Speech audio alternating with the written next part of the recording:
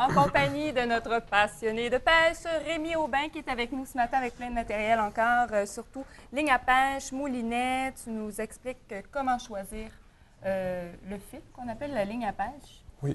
Il y a une technique, j'imagine? Oui. Bien, d'abord, la ligne à pêche est le lien le plus important pour ce qui est de la pêche sportive. C'est sûr que des gens vont avoir une belle canne à pêche, un beau moulinet, mais les gens vont souvent négliger le fil à pêche qu'ils vont utiliser. Et c'est très important. C'est très, très important. C'est même capital. Parce que vous savez que chaque ligne à pêche s'adapte à une technique particulière. Ça, c'est bien important. Vous avez vu ici dans les fils à Qu'est-ce que tu veux pêche. dire? Ça a une particularité au niveau de la technique que tu vas utiliser? Oui, exactement. Parce qu'il y a des fils, par exemple, qui sont construits à partir de polymères plastiques, si on veut, qu'on appelle le monofilament. Le fil à polymère plastique, votre tendance, ça va être très souple, ici.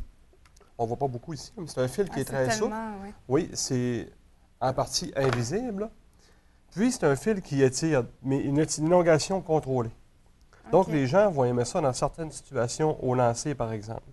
C'est apprécié, puis c'est un fil qui date de plusieurs années, là. Ce sont souvent les premiers fils qu'on utilisait, qui existent encore aujourd'hui. Le défaut de ce fil-là, souvent, c'est qu'il accumule de la mémoire à long terme. De la mémoire? Oui, de la mémoire. Explique-moi. Oui.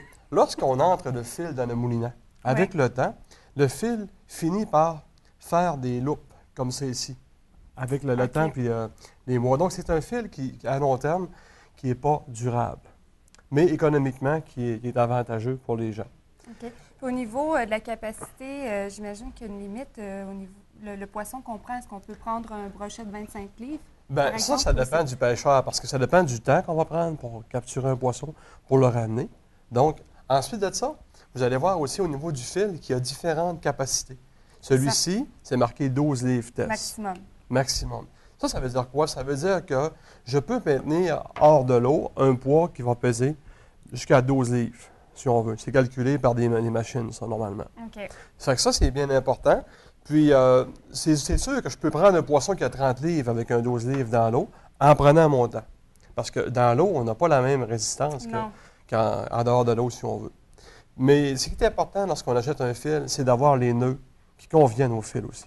Ça, c'est sûr qu'on va revenir avec ça dans d'autres chroniques, les nœuds, parce qu'il y a beaucoup de nœuds de pêche. C'est très important. La technique, tu veux dire pour... Attacher le leurre, attacher la ligne, si on veut, avec un leurre.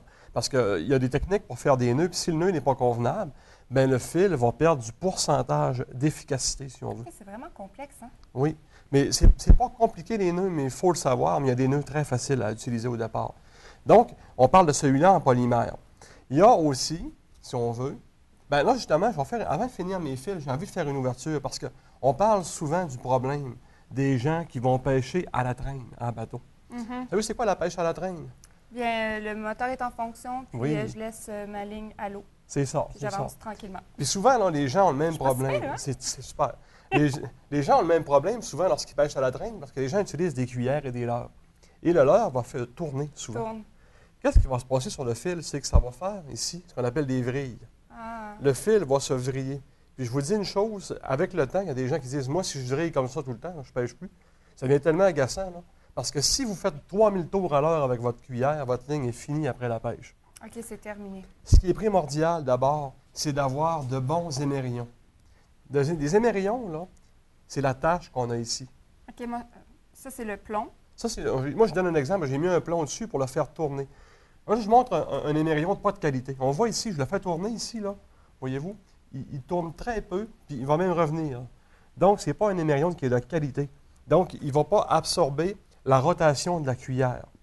Lorsqu'on a un émerillon de qualité comme celui-ci, il y en a plusieurs compagnies, je le fais tourner ici, vous allez voir. Là, OK, oui. il va vraiment tourner longtemps et la cuillère va pouvoir tourner sur elle-même sans problème, sans faire vriller C'est incroyable la différence, oui, hein? Oui, sans faire vriller le fil plus haut. Ça, c'est important. C'est sûr qu'il y a plusieurs techniques à la pêche pour ne pas vriller la ligne. Ça, c'en est une. Vous allez voir les gens, là, imaginez-vous que le fil, imagine-toi que le fil coûte 20 $ la bobine, puis que tu as un émerillon qui coûte 50 sous, mais pour 50 sous, au bout d'une heure, ton fil est fini. Ça te coûte 20 Bien, c'est mieux de mettre quelques dollars sur de bons émerillons pour avoir ça longtemps. Puis moi, ce que je fais toujours, je me fais un bas de ligne en bas de ça. Fait que si j'ai un problème, je vais couper en bas à la place. simplement. Est-ce que ça n'a pas un impact aussi sur le poisson d'avoir du fil, de la ligne à pêche vrillée? Ou... Bien oui, ça a un impact sur le poisson. Une ligne à pêche vrillée, c'est dur à lancer. On est toujours mêlé dans le reel. Là, vous allez voir des gens à un moment donné qui viennent décourager au bout d'une demi-heure. Ouais. Moi, je ne pêche plus. C'est fini. C'est ça. Mais une autre solution aussi pour éviter le vrillage, c'est pour ça que je veux en venir aussi là-dessus. Vous avez, par exemple, un sens pour mettre le fil à pêche. Lorsque j'ai un moulinet ouvert comme ça ici, les gens arrivent avec un fil nourri ouvert, puis là, ils vont prendre le fil comme ça. Donnez-moi ça ici. Là, ils vont prendre le fil comme ça, puis là, ils vont rouler ça dedans. Là, le fil va tout se vriller dans le moulinet. C'est parce que le fil n'est pas mis dans le bon sens. C'est important de savoir que chaque type de moulinet a un sens. Donc, si j'utilise un moulinet à lancer léger ou un moulinet ouvert, mon fil devra être placé par terre, si on veut. Le côté que je le place, ça va dépendre. C'est-à-dire que mon fil doit dérouler le sens contraire des aiguilles d'une montre pour pouvoir être dans le bon sens du moulinet, pour éviter de vriller. Et je remplis 7/8 de mon moulinet pour pas que le fil sorte. Après avoir terminé l'exercice, je vais tremper ma bobine de fil dans l'eau chaude parce que c'est un polymère. Et la mémoire de ça va devenir la mémoire de ça, avec la chaleur de l'eau, si on veut, pendant 4 à 5 minutes. Elle va comme prendre la forme. Voilà. Ça, c'est des trucs primordiaux. Et vous avez ici un moulinet à bouton poussoir, ici, que les gens utilisent beaucoup. Bien, c'est important de savoir que le moulinet à bouton poussoir ne roule pas dans le même sens que le moulinet à lancer léger. Il roule dans le sens contraire. Mais là, si je mets mon fil, c'est le contraire. Il doit être horaire lorsque je vais dérouler. Et vous avez aussi, en dernier, le lancer lourd. Bien, le lancer lourd, la bobine, ici, tourne droite. Ici, on le voit, le roulement. Il n'est pas d'un côté ni de l'autre, mais il est droit. Au centre. Donc, la bobine devrait être dans le même sens, comme ça ici, pour rouler avec. Ça, c'est un truc pour éviter de vriller le fil et d'avoir des heures, pas de plaisir. Non, mais de désagrément total. Puis je suis certain que vous avez entendu ça souvent dans le passé. Hein? Bien, moi, ça m'est déjà arrivé, mais Rémi, par exemple, si on va acheter ça au magasin, est-ce que tu peux nous aider à mettre Je fais tout. C'est service clé en main. Vous rentrez chez nous, vous asseyez sur la chaise, prenez un café, on s'occupe de tout. Ah, on n'accroche pas le poisson, par exemple. Ah non? Non, non, c'est sûr. Dommage. Puis là, pour finir avec le fil à pêche, question de ne pas se mêler, on va utiliser aussi d'autres types de fils pour différentes techniques. Moi, j'adore utiliser des lignes tressées en spectra ou en microdynamo, ça dépend des fibres. Ce sont des fils tressés.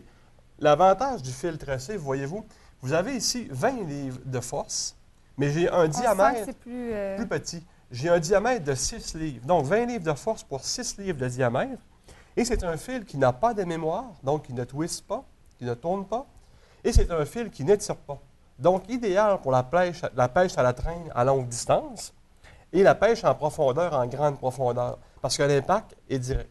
L'impact de la touche et l'impact du coup est direct.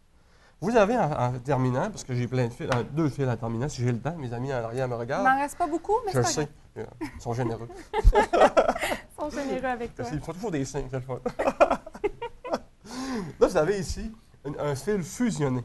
Donc, le fil fusionné, ce que j'aime, donc, on n'a pas de trait, c'est un fil qui est fusionné. C'est plus gros, on dirait. Plus gros un petit peu, de fusion thermique, mais encore plus petit que le monofilament. L'avantage, celui-là, il ne tire pas de mémoire, et fait de très longs lancers. Donc, je l'adore, celui-là ici, puis je prends toujours, moi, la couleur blanche, parce que je fais beaucoup de pêche à la traîne, et c'est un fil invisible pour le poisson, parce que le poisson... OK, c'est bon à savoir, ça. Oui, parce que le poisson voit en haut, et lorsqu'il regarde en haut, pour lui, la couleur claire n'est pas visible. C'est pour ça que le poisson, vous avez son ventre qui est toujours blanc. Le l'éperlant, par exemple. L'éperlant se protège des prédateurs qui arrivent d'en dessous.